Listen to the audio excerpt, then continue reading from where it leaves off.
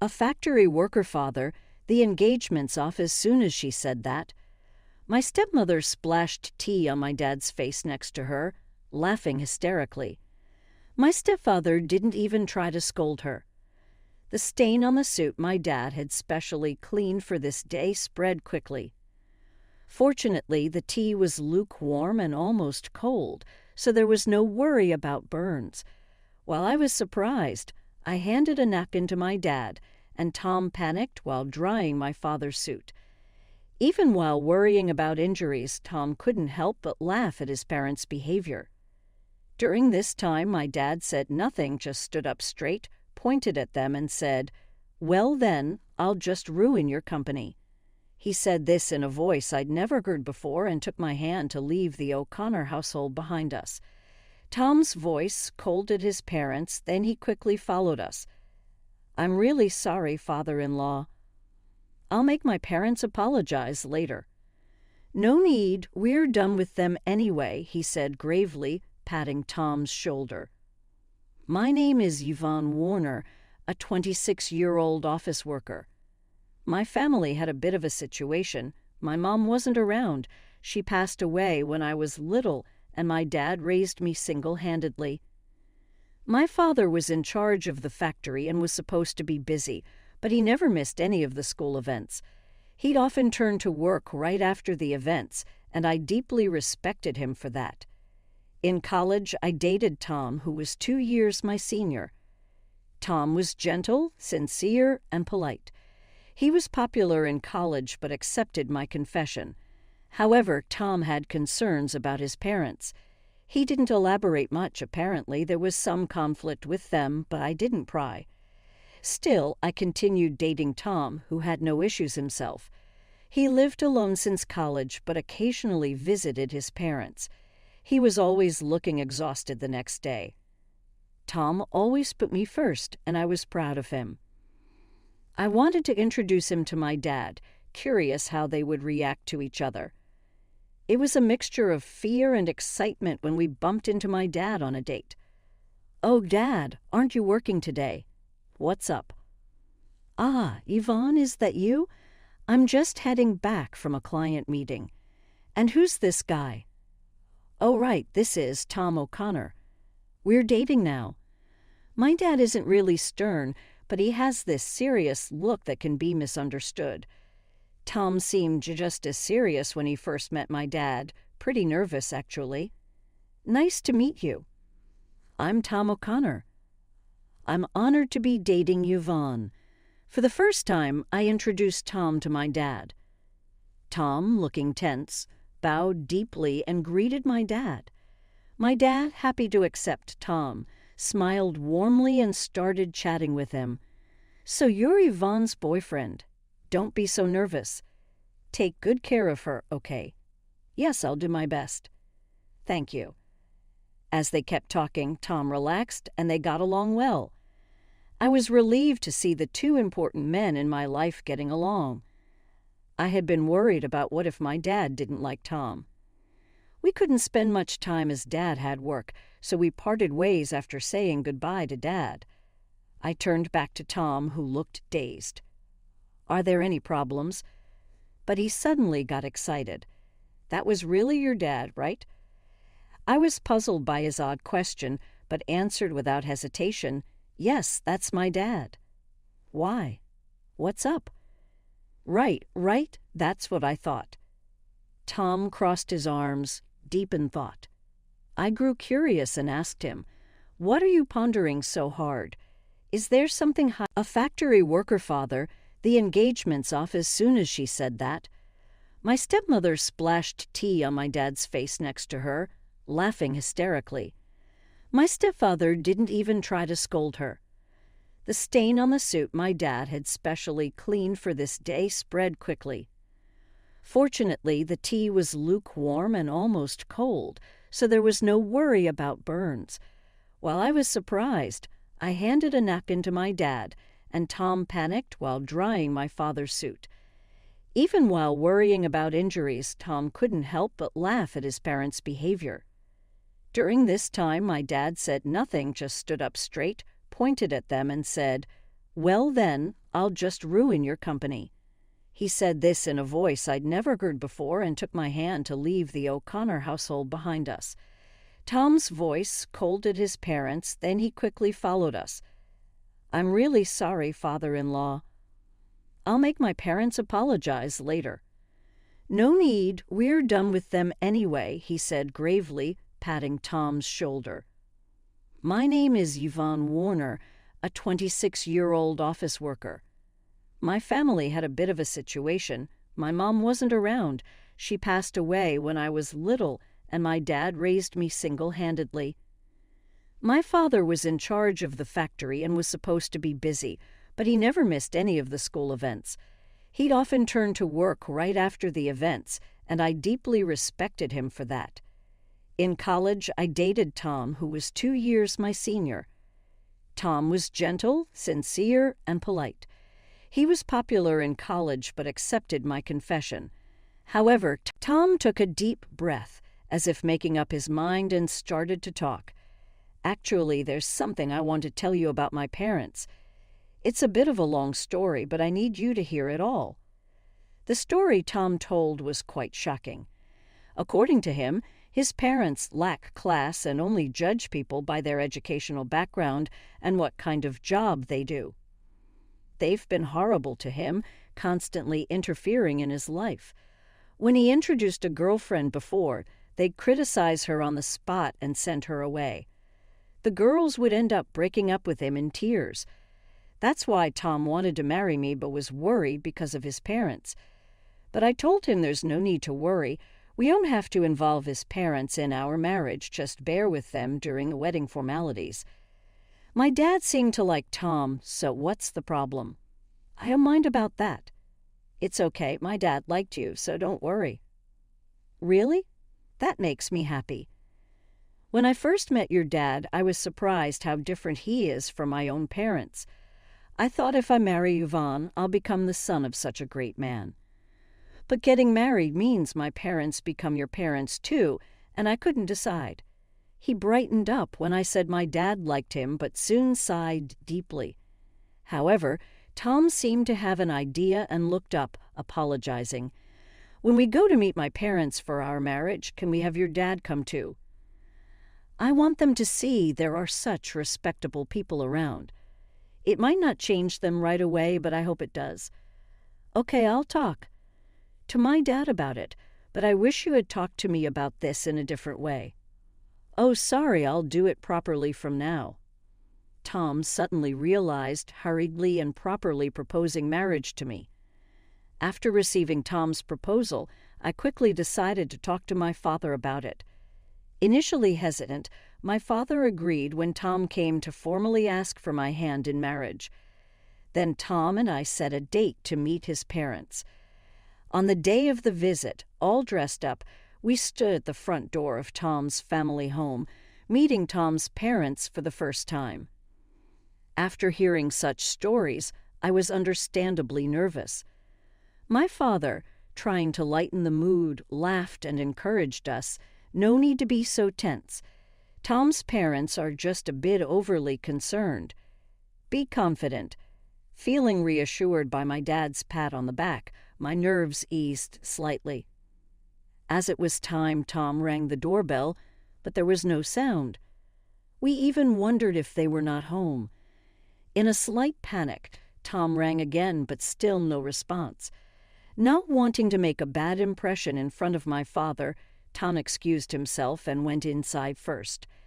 My father and I exchanged glances and waited silently for Tom. Soon, Tom came out looking flustered. Before I could ask what happened, Tom began making excuses with a forced smile. "Sorry, there was a bit of a delay, but please wait. We'll be ready soon." And with that, he went back inside. My father sighed in exasperation, and I felt increasingly worried inside. This incident may even jeopardize our wedding plans. My father isn't short-tempered, but he dislikes dishonesty, so I couldn't help but consider the worst-case scenario. Lost in these thoughts, finally, Tom came out and awkwardly invited us in. Inside, his parents were waiting, but their demeanor was odd. His mother greeted us with a sly grin while his father looked away disinterested. We were led to the living room, but the tea served was hastily prepared and lukewarm. Tom's silence and the tense atmosphere made me uneasy. Nevertheless, I decided to push through with the introduction. Tom, regaining his composure, introduced my parents, and at the same time, he introduced us as well. Feeling the warmth of Tom's thoughtful introduction of both my father and me equally, our hearts were filled with gratitude. However, his parents sneered at the introduction, and in the next moment, his mother's hand reached for a teacup. "Factory working father, let's call off the engagement then," as soon as she said that, my mother-in-law splashed tea on my father. My father-in-law, who is smiling and giggling next to her, does not blame my mother-in-law for her actions. The stain on the suit my father had specially cleaned for this day spread quickly. Fortunately, the tea that was thrown at my dad was lukewarm and almost cold, so there was no worry about burns. Shocked, I offered my dad a handkerchief while Tom panicked, wiping off my dad's suit. Tom, worried about injuries, got angry at his parents, who only laughed in response. Meanwhile, my dad said nothing but stood up and pointed at them, saying, "Then I'll ruin your company," speaking in a voice I'd never heard before. He took my hand, and we left the O'Connor house behind us. Tom's voice scolded his parents, then quickly followed us. "Father-in-law, I'm really sorry. I'll have my parents apologize later." "No need, we're done with them anyway," my dad said gravely, patting Tom's shoulder. We went back to our house with Tom, and my dad immediately changed clothes. During that time, Tom was earnestly apologizing outside my dad's room, and I could hear my dad's troubled voice occasionally. However, I was too shocked by what Tom's parents had done to pay attention. I knew they wouldn't be easy to get along with, but I didn't expect such behavior. I was furious that they insulted my dad. Sitting on the living room sofa, clenching my fists, I replayed the event in my mind. It wouldn't help the situation, but I couldn't help it. When my dad finished changing, he and Tom came into the living room. Tom immediately apologized to me, almost bowing down. "Yvonne, I'm really sorry. I never expected them to do such a thing, especially to insult your dad. I'm truly sorry. I did something terrible." Tom clearly knew it wasn't something easily forgiven. His sincerity was evident as he didn't even ask for forgiveness. That meant I had to apologize to Tom as well. I took Tom's hand as he kneeled on the floor and apologized. "I'm sorry, too. I should not have suggested it without knowing everything. I didn't expect things to turn out this way." Then I turned to my dad and apologized with all my heart. "Dad, I'm sorry this happened because of my thoughtless suggestion." My dad just looked down, troubled, and shrugged his shoulders. It was hard for him to say anything. None of us expected this outcome. But that meant my dad's threat was serious. I decided to ask him about it. "Dad, was what you said to them true? Are you really going to ruin their company?" To my question, my dad glanced at Tom and then nodded firmly. "Yes, it's true. I'm going to ruin their company. Their business was already struggling, so I've been thinking about what to do. This seems like a good opportunity to cut ties." My father's eyes showed unwavering determination. He runs an industrial company and is the CEO. His company is a renowned top-tier local enterprise where he serves as both the factory manager and CEO. Initially, he started as a worker in this factory. Actually, he gave up his dream of becoming a painter to raise me alone after my mother passed away. He worked tirelessly at the well-paying local factory. His hard work was recognized, leading to several promotions. Eventually, he caught the attention of the former CEO and kept getting promoted. When the previous CEO, Also, the former factory manager decided to retire. He chose my father to take over the company. The company has expanded its business, owning various subsidiaries. One of these subsidiaries is managed by Tom's father, my father-in-law. We discovered this during our recent visit. Ideally, my father-in-law should have realized this, but he didn't due to Tom's mother's premature actions. Tom just wanted to say certainly. That his father worked for a subsidiary of my father's company, however, his parents' prejudices prevented this from being clarified, leading to the current situation. If his parents had listened carefully, things might not have turned out this way. My father mentioned that his company was facing some management difficulties. He was pondering what to do, as any negative impact could also affect his factory.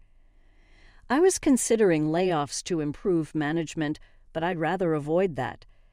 It was a good opportunity to decide which parts to downsize, my father said with a troubled smile, clearly reluctant to lay off any of his employees. Regret was evident in every word spoken. After Tom's serious conversation with my father, he asked Tom in a low voice, "I've decided to close it down. But that means your parents will be in trouble. It's cruel, but are you sure you're okay with that?"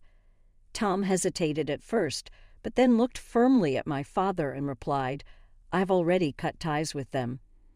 They did something unforgivable. I think part of the consequence is paying for their actions. More than that, I want them to reflect on what happened, including this incident. But I have a request. I know it's awkward to ask at this time, but please let me get engaged with Yvonne. I know I've caused trouble with my parents, but more than anything, I want to be with Yvonne. Please forgive me." My father, crossing his arms, pondered Tom's words. It might seem inappropriate right after such an incident. However, moved by Tom's earnestness, I also pleaded with my father. "Please, Dad. I know things turned out this way, but I want to be with Tom." After hearing our request, my father hummed for a while and then shook his head as if in resignation. "If you both feel the same way, it's fine. But there's a condition. Your parents are company executives. I want to know what you plan to do with their employees. If you can't do that, your marriage is off." My father said this and sent Tom away, not even glancing at me before returning to his room. A few days later, Tom came up with a plan for his father's company's employees. He had arranged a meeting with my father, and when I returned from work, they were discussing it. Tom had written down possible job placements for all the employees and was showing it to my father. "So I hope you can employ them at your company. I want to support their transition and contribute to the business's vitality," Tom said, bowing to my father. "And selfishly, I also want to work at your company. I'll work for free until they're settled and producing results. I want to compensate for any shortcomings with my work and salary. Once that's settled, I'd like to re-engage Yvonne." Tom, showing his earnestness, seemed to think that he was partly responsible for his company's collapse. He wanted to work hard to be the lubricant in this situation. I just found out that our marriage would be delayed, but it's an unavoidable circumstance. Welcome back, Yvonne. You heard right. I'm sorry for deciding such an important thing on my own, but I thought it wouldn't be fair if I were the only one happy. Yes, you're too selfish. Dad, please let me work in the company with Tom. I'll work for free with you too, and I want you to accept Tom's proposal. As I said this, Tom tried to dissuade me, but I firmly insisted and desperately begged my father. While we were doing this, my father didn't say anything, but after a repeated plea, he uncrossed his arms and quietly nodded. Speaking of which, Tom's parents hadn't apologized yet. My father seemed to have been waiting for them for the past few days, but that period had ended. "Time's up," he muttered, beginning preparations to take over the father-in-law's company. Time passed, and finally the day came when the company collapsed. Tom's parents contacted us in protest, summoning the three of us to their home. When we arrived, the place was crowded with people protesting the company's closure. They were all former employees, angry and shouting. It seemed Tom's father hadn't explained anything to the employees. By summoning us, it looked like his parents intended to shift their failure onto us. As soon as they saw us, they pointed at us and started accusing. "Look there, that's the root of all evil. It's not me. They're the ones who ruined the company. Not me. Yes, especially that woman. She seduced our son and ingratiated herself with her father. We are victims too, so stop complaining about it." Others also vocally criticized my father and me, attempting to deflect attention away from themselves. Despite the parents' unrestrained accusations, Tom, visibly upset, tried to calm the former employees. "Please wait, everyone. Yes, my father's company collapsed, but it's because of those two. Also, I want to help all of you who suffered unfairly with job placements. Please listen to me." Gradually, the commotion subsided, and the former employees turned their attention to us. Tom then called out each person's name, announcing their new job placements. Realizing they were not abandoned, the employees breathed a sigh of relief. After announcing every employee's placement, his parents started causing a scene. "Hey, Tom, what about us? Why are you ignoring us? Yes, Tom, didn't we tell you we're victims too? Tell us our job placements. If you do, we might even forgive that man and allow your marriage to that woman." Ignoring his parents' outbursts, Tom began explaining how the company went bankrupt, despite it being an embarrassing story caused by his own parents. Tom revealed everything. "So, I apologize for the inconvenience caused to all of you. But thanks to a kind-hearted CEO, your jobs are secure. Please calm your anger and let's start working again from scratch." After addressing the employees, Tom turned to my father and deeply bowed. "I really apologize for the inconvenience caused. Thank you for listening to my selfish request. I will work with all my heart and soul." The former employees, seeing Tom, also bowed to my father, while his parents were the only ones to object. "Don't be fooled. That man ruined the company and that woman egged him on. Wake up to reality. You're struggling for jobs because the company was destroyed, right? Just because you're getting help doesn't mean you should lose sight of the truth." Despite the parents' desperate appeals, everyone had already heard the story from Tom. They completely ignored his parents. Even my father ignored their words. When the former employees looked to him for reassurance, he promised to inform them of the details later, and they left relieved while bowing to my father. The former employees began to leave.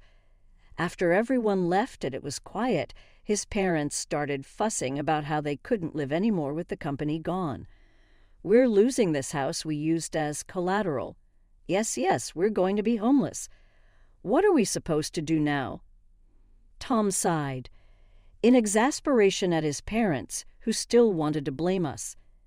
"I don't care what you think, you got what you deserved, so it can't be helped. Why don't you learn a little remorse?"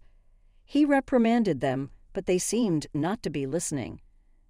Unable to bear their parents' persistence any longer, I finally lost my patience. "Haven't you just caused trouble for Tom all this time, boasting about being business owners and only caring about titles? Isn't that why this happened?" Upon hearing my words, his parents seemed ready to retort, as if to imply that I was being insolent, but then my father decisively stepped in, as if to say he wouldn't allow them to speak further. A business owner is supposed to take responsibility. You should at least complete your final task properly. Left speechless by our collective scolding, his parents could say nothing more. Leaving the two of them behind, we left the scene. Eventually, his parents lost everything: the company, the house, the land. They never provided any guarantees to the former employees and evaded responsibility. However, after losing everything, they ended up being caught for D and dashing. Tom's parents reached out to him for help, but Tom, having cut ties with them, coldly turned them away. Now they're probably in jail. We've heard nothing from them since. Even if they get out, they still have a debt to the former employees, so it's the same situation. Afterward, Tom and I quit our jobs and joined my father's company. We lived off our savings in the first month, working for free as promised. One day we met a former employee of his parents' company at work. This person rushed over to us, eager to shake our hands at the new workplace. The employee expressed their struggle, gratitude to my father for giving them a chance, thanks to Tom for arranging the job, and also conveyed many thanks to me. I didn't remember, but apparently I had helped that person carry materials. Soon after he joined the company, the former employee left, expressing immense gratitude and a desire to keep working hard. Feeling somewhat redeemed by his words, we hurried to my father's office. He warmly welcomed us. He pulled out several thick envelopes from his desk drawer and handed them to us. "What's this, Dad?" "It's your salaries for the past months." It ended up being multiple envelopes because it couldn't all fit into one, he said with a cheerful laugh. We were stunned. It hadn't been many months, and with all the new employees hired, it seemed impossible for us to have made up for it. Yet here he was, giving us our salaries. We were unable to swallow the situation and remained pouting, but my father didn't care about it and continued. "Your hard work revitalized the team. They constantly expressed their gratitude and concern for you." I couldn't possibly leave such excellent employees unpaid, and our performance has improved significantly. Thank you, truly. Hearing this, we hugged each other and cried. We were so focused on our tasks that we didn't realize the impact we had made. But even more than that, we were moved by the concern shown for us. My father then added something even more wonderful. "Tom, I'm impressed with your leadership. If you're okay with my daughter, would you marry her?" "Yes, yes, of course." "I'm honored and grateful," Tom replied tearfully, bowing to me and my father. I hugged Tom, crying alongside him, and so we got married. We continued working at my father's company, living happily every day. Gradually, we became more adept at our jobs, contributing more effectively. This allowed us to discuss production efficiency and new ideas with my father. Tom was busy too, visiting the factories and subsidiaries, ensuring everything ran smoothly. And so, Tom was incredibly busy proposing solutions and suggesting the implementation of new systems to my father. We were more passionate in our work than ever before. Finding purpose truly makes work fulfilling. However, our time at the company was nearing a pause. Now I was about to take maternity leave. My father, Tom, our colleagues, and I were all looking forward to the